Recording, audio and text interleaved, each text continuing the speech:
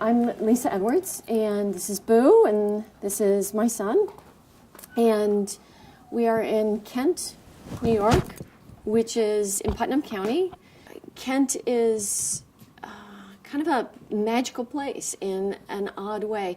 You go an hour outside of New York City, and suddenly you're in the middle of, well, Sherwood Forest would be the best description of it. We have trees, and we have rocks, and we have coyotes.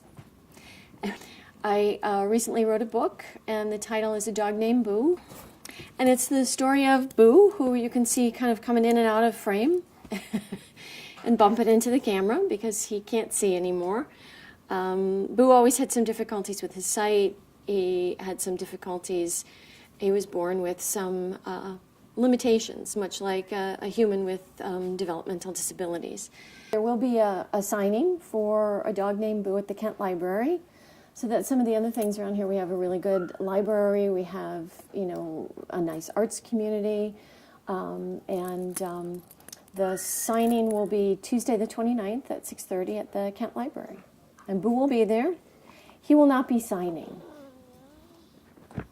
We'll see if he can read a few passages for us. But I think one of the really nice things about sort of the Kent Carmel area is that it's smack dab in the middle of, 25 minutes you're in Cold Spring if you feel like you want to go, shopping and antiquing and lunching and things like that. And 30 minutes you're in Beacon if you want to do the artsy scene. And 20 minutes you're in Danbury if you want to shop. And then we have Fondstock if you want to hike or boat.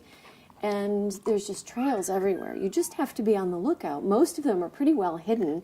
And people, I think, like it that way so that they stay, We'll go to Tanjore, which is up in Fishkill, I think. Or we'll go down to Jaipur, which is down in Brewster. We'll go over to a couple of Thai restaurants. One's in Beacon, one's in Carmel. Golden Thai, I think, is the name of the one in Carmel. I only know a few of our neighbors, and, many of them are just lovely.